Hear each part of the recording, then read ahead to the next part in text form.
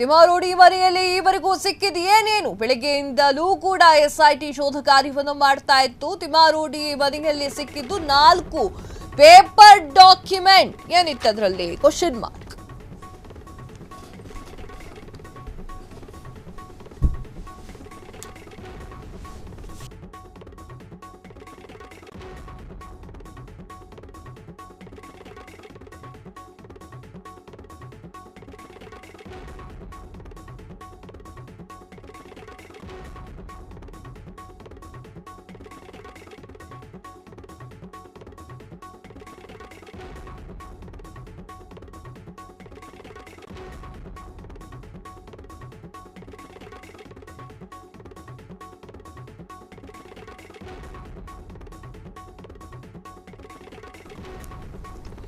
ತಿಮಾರೋಡಿ ಮನೆಯಲ್ಲಿ ಈವರೆಗೂ ಸಿಕ್ಕಿದ್ದೇನು? ಬೆಳಗ್ಗೆಯಿಂದಲೂ ಕೂಡ ಎಸ್ಐಟಿ ಶೋಧ ಕಾರ್ಯ. ತಿಮಾರೋಡಿ ಮನೆಯಲ್ಲಿ ಸಿಕ್ಕಿದ್ದು 4 ಪೇಪರ್ ಡಾಕ್ಯುಮೆಂಟ್. ಪದ್ಮಲತಾಗೆ ಸಂಬಂಧಪಟ್ಟಿರುವಂತಹ ಡಾಕ್ಯುಮೆಂಟ್ ಲಭ್ಯ. ಚೆನ್ನೈನ ಮೊಬೈಲ್ ವಶಕ್ಕೆ ಪಡೆದಂತಹ ಎಸ್ಐಟಿ. ಇಷ್ಟು ಹೊರತಾಗಿ ಬೇರೇನೂ ಸಿಕ್ಕಿಲ್ಲ ಎಂತಿರುವಂತಹ ಮೂಲಗಳು. ಬೆಳಗ್ಗೆಯಿಂದಲೂ ಕೂಡ ತಲಾಶೆ ನಡೆಸಿರುವಂತಹ ಎಸ್ಐಟಿ ತನಿಖಾ ತಂಡ. ವೀಕ್ಷಕರೇ, ಎಸ್ಐಟಿ ತನಿಖಾ ತಂಡ ಇವತ್ತು ತಿಮಾರೋಡಿ ಮನೆಯಲ್ಲಿ ಶೋಧ ಕಾರ್ಯವನ್ನ ಮಾಡ್ತಾ ಇತ್ತು.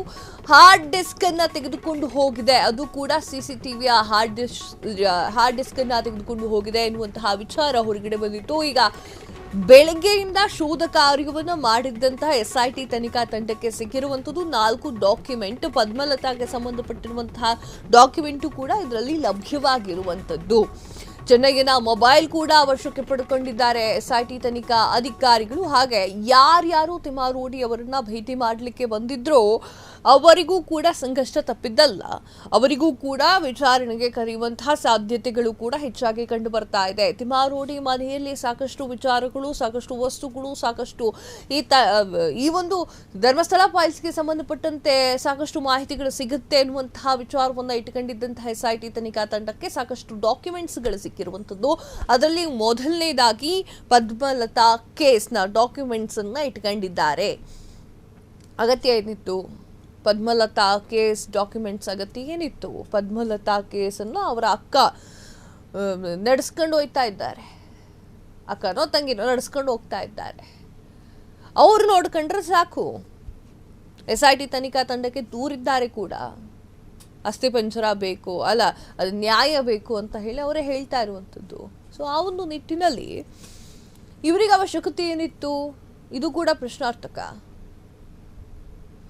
ಚೆನ್ನೈನ ಮೊಬೈಲ್ ಕೂಡ ವಶಕ್ಕೆ ಪಡೆದುಕೊಳ್ಳಲಾಗಿದೆ. ಇನ್ನು ಚೆನ್ನಯ್ಯ ಎಲ್ಲೆಲ್ಲಿ ಹೋಗ್ತಿದ್ನೋ ಏನೋ, ಎಸ್ಐಟಿ ತನಿಖಾ ತಂಡವನ್ನ ಭೇಟಿ ಮಾಡಿ ಅಲ್ಲಿ ಗುಳಿ ತೊಡೀರಿ, ಇಲ್ಲಿ ಇದನ್ನ ತೆಗೀರಿ, ಅಲ್ಲಿ ಇದನ್ನ ತೆಗೀರಿ, ಇಲ್ಲಿ ಇದನ್ನ ತೆಗೀರಿ ಅಂತ ಹೇಳಿ ಕಣ್ ಕಡೆ ಎಲ್ಲ ಮಣ್ಣನ್ನು ತೆಗೆಸುವಂಥ ಕೆಲಸ ಆದಮೇಲೆ ಸಾಯಂಕಾಲ ಎಲ್ಲಿ ಹೋಗ್ತಿದ್ದ?